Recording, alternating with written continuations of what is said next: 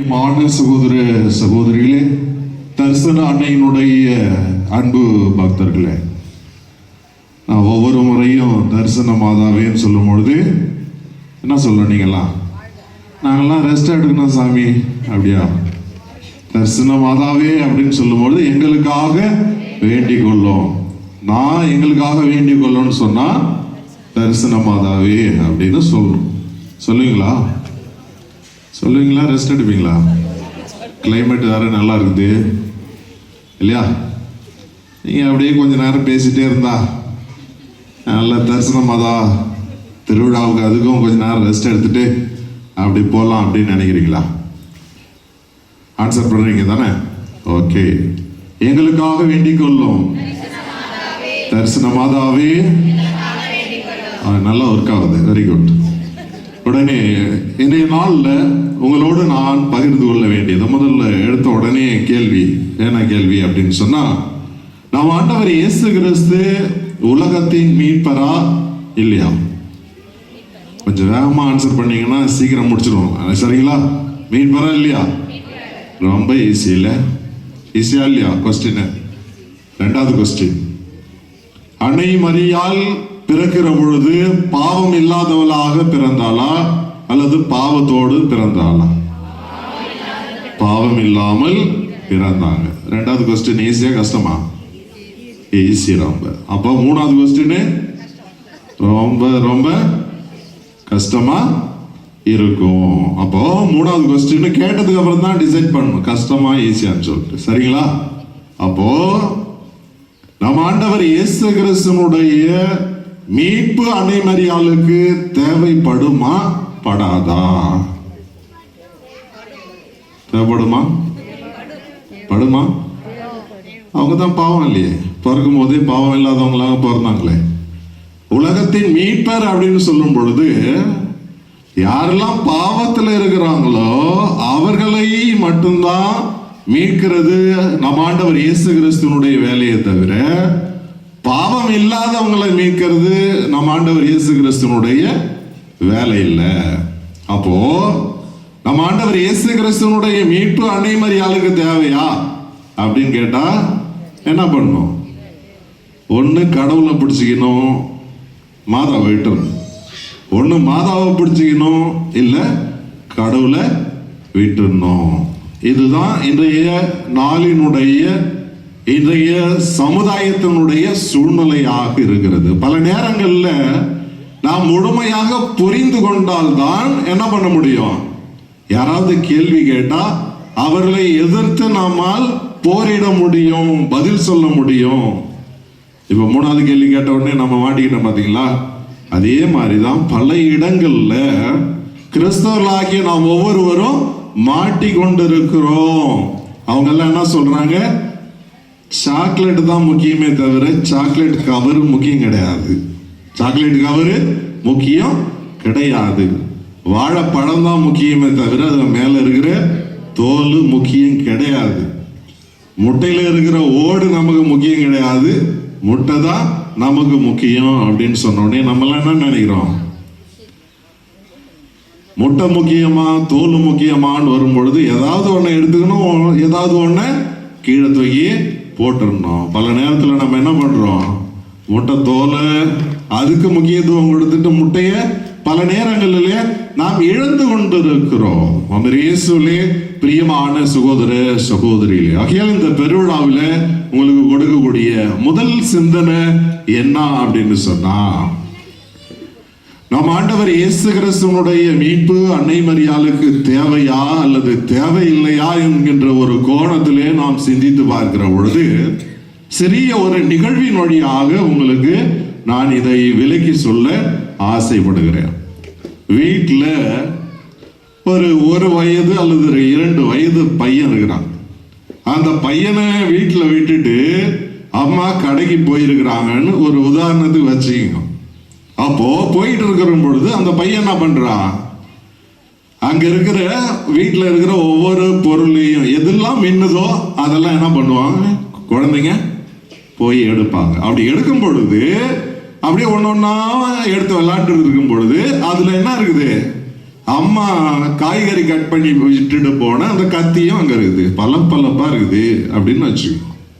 அப்போ அந்த குழந்தை என்ன பண்ணுவா, பலப்பா இருக்குதுன்னு சொல்லிட்டு அந்த கத்தியை எடுத்து விளையாட ஆரம்பிக்கும் பொழுது கைக்கு என்ன ஆகும், வெட்டுப்படும், ரத்தம் ஓடும். கடைக்கு போயிட்டு வந்த அம்மா இதை பார்ப்பாங்க. உடனே தன்னுடைய மகனை எப்படியாவது மீட்க வேண்டும் என்று அன்னை மரியாள் அந்த அம்மா நினைப்பாங்களா, நினைக்க மாட்டாங்களா? நினைப்பாங்க. உடனடியா தன்னுடைய மகனுக்கு என்ன தேவையோ அதை உடனடியாக செய்வாங்க. அதே சமயத்துல அதுவே இன்னொரு விதமாக நான் யோசித்து பார்க்கும் பொழுது, தன்னுடைய மகன் காயப்பட்ட பிறகு மீட்பது, காயப்படாமல் இருக்கின்ற அல்லது காயப்படுவதற்கு முன்பாகவே மீட்பது, இவை இரண்டுக்கும் நமக்கு வேறுபாடு தெரியணும்.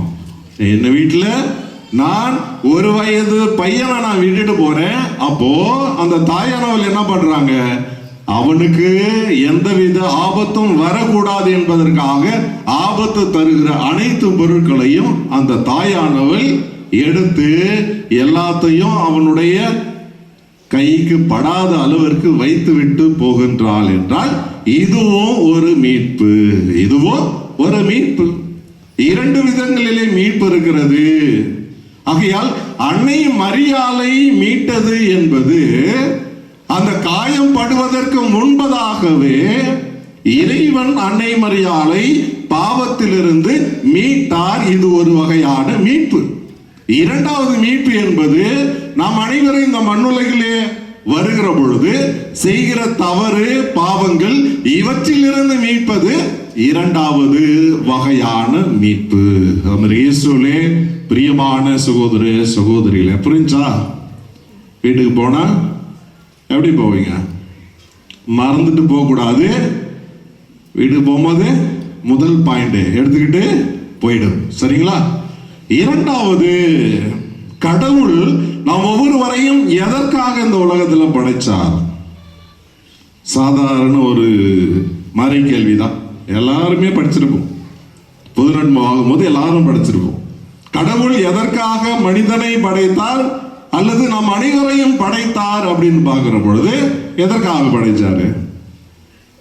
அறிந்து கொள்ளவும், அன்பு செய்யவும், அவருக்கு சேவை செய்யவும் தான் நாம் ஒவ்வொருவருமே படைக்கப்பட்டிருக்கிறோம்.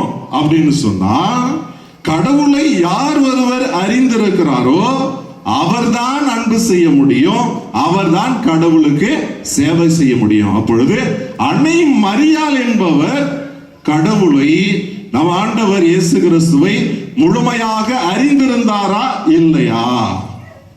அறிந்திருந்தாரா இல்லையா? அறிந்திருந்ததுனாலதான் என்ன நடந்துச்சு? கானாவூர் திருமணத்துல என்ன ஆச்சு? ரசம் தீந்து போகுச்சு. அப்போ தீந்து போகின்ற பொழுது அத்தகைய ஒரு இடத்துல நம்ம இருக்கிறோம். உதாரணமா ஒரு திருமண விழா. அந்த திருமண விழாவில் திடீர்னு சாப்பாடு காலி ஆயிடுது. நீங்க எல்லாம் என்ன பண்ணுவீங்க? போடு ஒரு போனை ஹோட்டலுக்கு, இல்லையா? போடு ஒரு போனை ஹோட்டலுக்கு, இல்லைன்னா ஒருத்தனை அனுப்பி விடு, 5000 கொடுத்து வாங்கிட்டு வா அப்படின்னு சொல்லி நாம சொல்லுவோமே தவிர நம்ம என்ன பண்ண மாட்டோம். கையில் இருக்கிற பணத்தை பார்ப்போம், அதன் பிறகு நமக்கு தெரிஞ்சவங்களை பார்ப்போம். இவற்றை எல்லாம் தான் நம்ம பார்ப்போமே தவிர அன்னை மரியாள் அவருடைய அந்த நிகழ்விலே நான் பார்க்கிற பொழுது, அந்த கானாவூர் திருமணத்திலே நான் பார்க்கிற பொழுது ரசம் அங்கே குறைவுபடுகிறது. உடனடியாக அன்னை மரியாள் அறிந்திருந்தால் இத்தகைய ஒரு பிரச்சனை, இத்தகைய ஒரு குறைபாடு யாரால் சரி செய்ய முடியும் என்பதை யார் அறிந்திருந்தால்? அன்னை மரியாள் அறிந்திருந்தால். ஆகையால் தான் அன்னை மரியாள் இயேசுவிடம் சென்று ரசம் தீர்ந்து விட்டது என்று சொல்கின்றார்.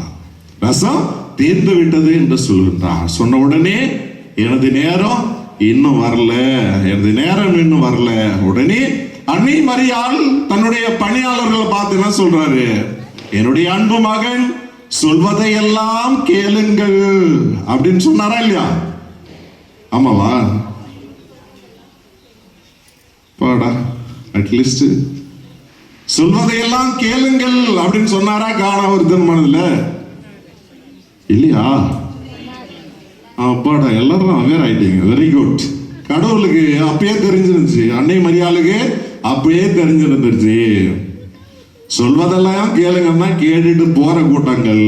அப்போ அன்னை மரியாளுக்கு தெரிஞ்சது, என்னுடைய அன்பு மகன் சொல்வதையெல்லாம் கேட்டு காதல விட்டுட்டு போயிடாதீங்க, மாறாக அவர் சொல்வதையெல்லாம் செய்யுங்கள் என்று சொல்கிற பொழுது அங்கே அற்புதமும் நடைபெறுகிறது.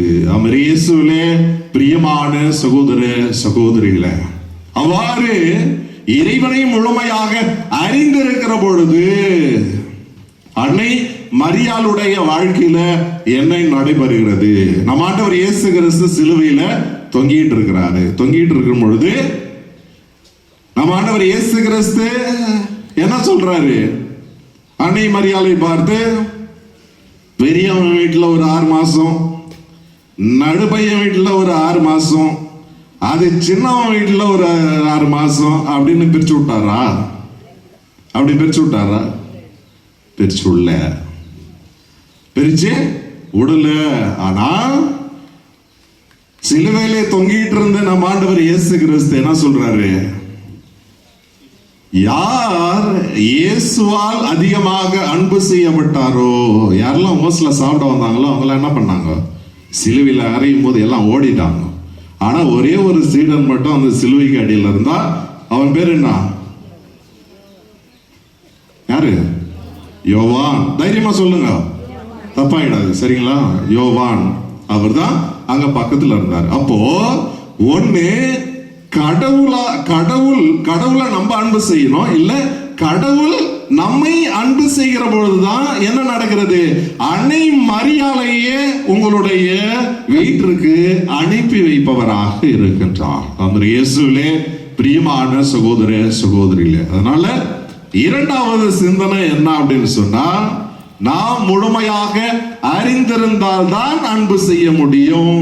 அன்பு செய்தால்தான் அன்னை மரியாள் உங்களுடைய இல்லத்திற்கு அனுப்பி வைக்கப்படுவாரே தவிர, ஒரு பொழுதும் இறைவனை அறிந்து கொள்ளாமல் இருக்கிற பொழுது அல்லது அன்பு செய்யாமல் இருக்கிற பொழுது அத்தகைய அன்னை மரியாள் உங்களுடைய வாழ்க்கையிலே அனுப்பி வைக்கப்பட மாட்டாள். தரிசன மாதாவே நல்லா தூங்கணும்.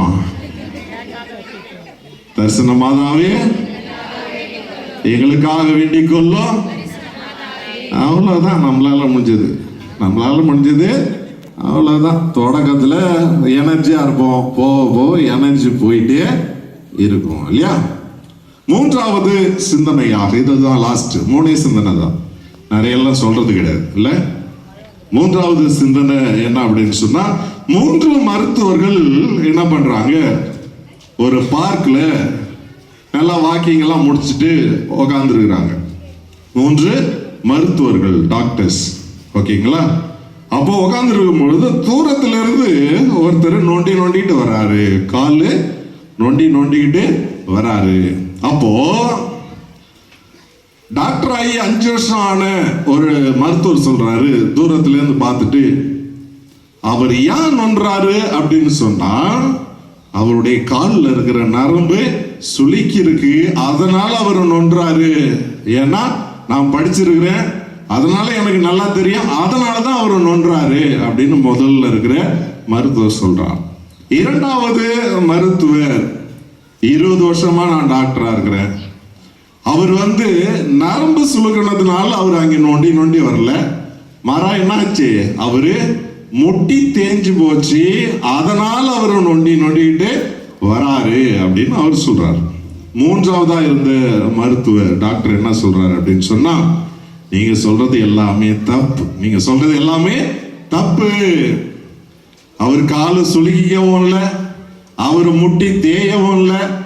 நான் கரெக்டா சொல்றேன், ஏன்னா 50 வருஷம் எனக்கு அனுபவம் இருக்குது.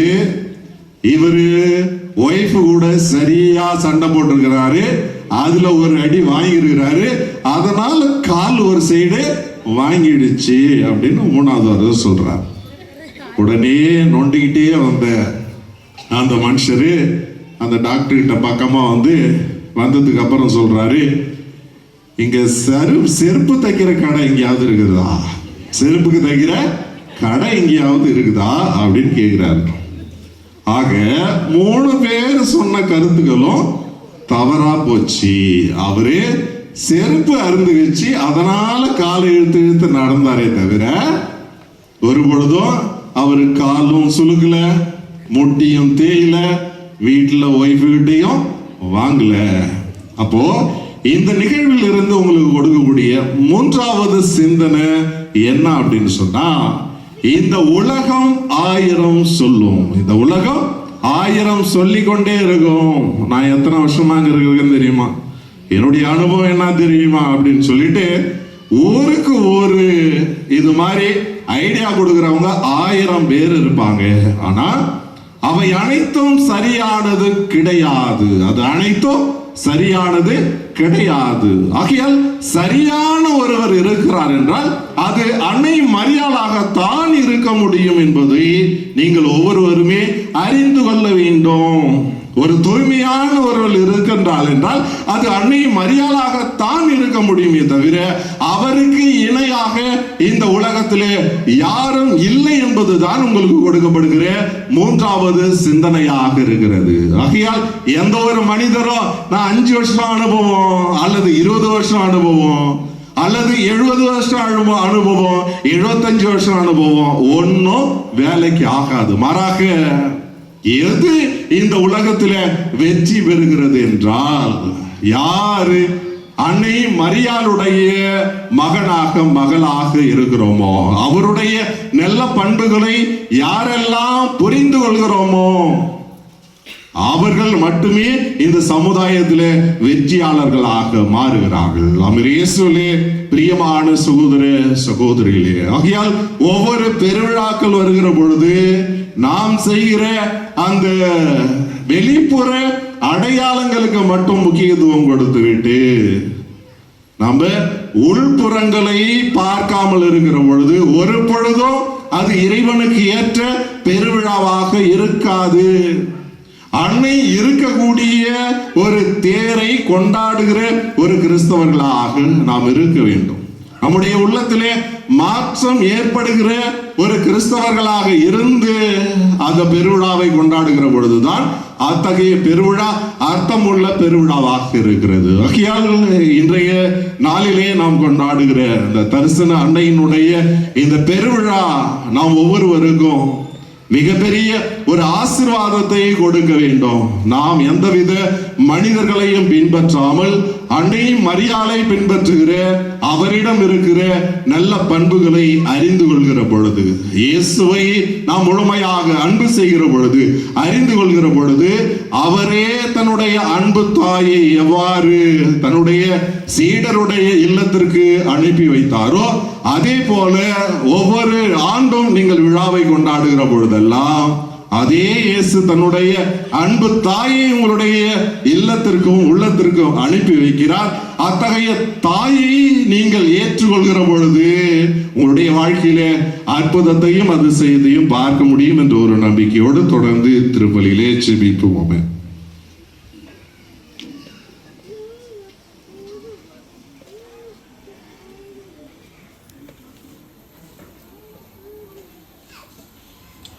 அனைவரும் எழுந்து நிற்போம். நம்முடைய எல்லா